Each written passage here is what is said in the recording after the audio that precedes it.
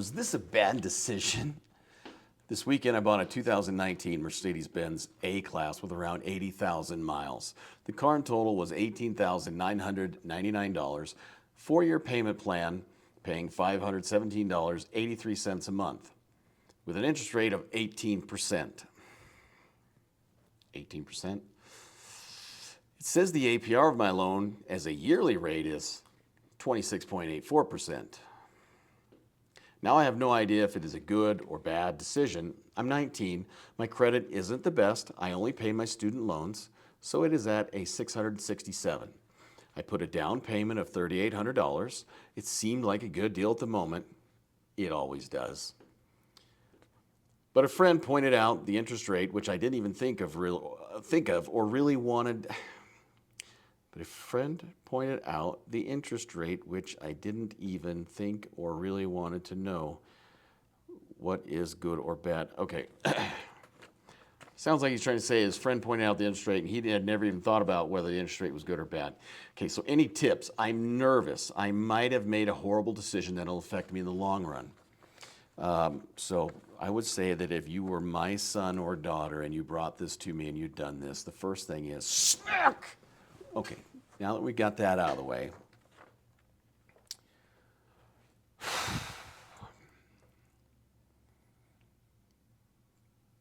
okay, the first thing, personally, which is my opinion, if you were my child and you came to me with this, if you live in a state where you have 3-day right of rescission, I would go try to unwind this deal and get my $3,800 back and give them their car back. It's going to be difficult. They're not going to want to unwind it, but I would definitely try that. If that cannot be done, not that it's a positive, but the better part of the downsides of this deal is that you only did a 4-year loan instead of a 6-year or a 5-year or 7-year. And you could work a little bit harder and put a little more money towards paying this off early and get yourself out of this mess a little bit quicker and not pay so much in interest because you're paying it off early. Also, I would recommend maybe going to your bank or your credit union to see if you can refinance this vehicle. That's what I would advise you. Now, if we had talked before you pulled the trigger on this, here's what I would have told you. 1, and this is no criticism against Mercedes-Benz, they make a nice vehicle, okay? However, with some of these higher end vehicles, especially when they're foreign, the cost of maintenance and the cost of repairs and parts go up. They're significantly more expensive. And I'm not saying that they're not worth it. I'm just saying that's the reality of things.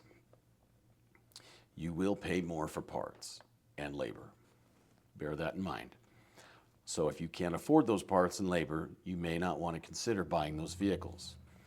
A great example is this is, back in like 2001, I was in a position to buy a Ferrari. And when I went to Ferrari of Scottsdale, I was talking to one of the techs.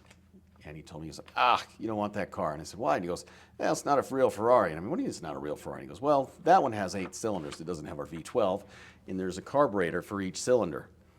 And you have to make sure that each carburetor is in sync with one another. There's a lot of maintenance on it. I said, oh. He goes, now, if you're just wanting a nice Ferrari, he goes, we got a bunch of used TRs out back that we don't even put on the front line that you can get for about $50,000. And I said, what's a TR? And he goes, it's a Testarossa. I'm like, oh, a Ferrari Testarossa? And he goes, yeah. It's $50,000. I said, well, we can afford that too. And he goes, because it's one thing to be able to afford the car. He goes, can you afford to drive it? And my dumb ass was thinking, yeah, I can afford to put gas in it. What are you talking about? I drive a Ram Air Trans Am now. How much more could it cost to drive this car? He goes, no, that's not what I mean. He goes, what you have to understand is this Ferrari, he goes, this is a race car made for the street. So, and I can't remember what he said now. I think it was every 5,000 miles, because I was thinking like a square, thinking this was going to be a daily driver. I think it was every 5,000 miles or 15,000 miles. One or the other. I think it was maybe every 5,000 miles you had to bring it in for a major overhaul in the engine, which was like $15,000. Or maybe it was every 15,000 miles the overhaul was 5,000. I don't know. It was a lot of money. And he's like, you have to have the top end rebuilt and da-da-da-da-da with all this mileage. And then I started to go, oh, can I afford to drive the car? I get what you mean by that. No, I can't afford to drive the car. And I couldn't afford the parts on the car.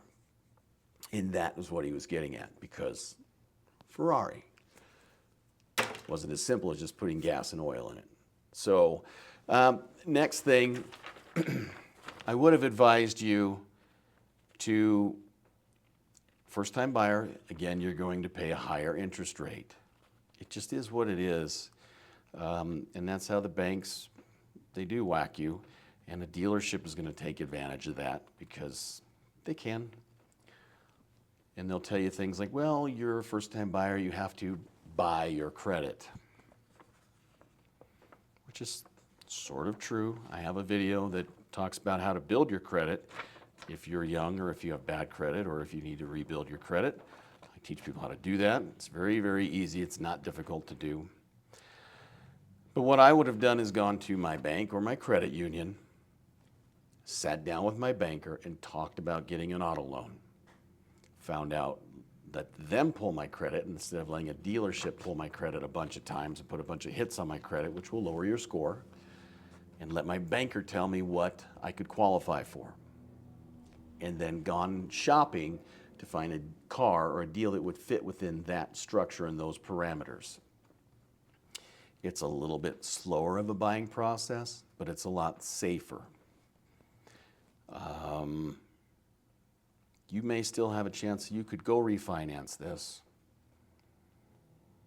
But next time, yeah, that's a lot of interest. That's like you just had a bankruptcy interest rate.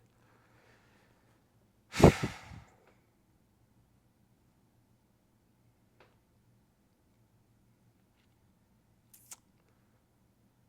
wish you the best of luck. But I think, like I said, the only upside is it's only for 4 years. If this video was in any way useful or helpful to you at all, please like and subscribe. And if you have any questions about automotive stuff or construction things like these are my videos for, you can email me at scott@fordtruckpro.com. Thank you for watching.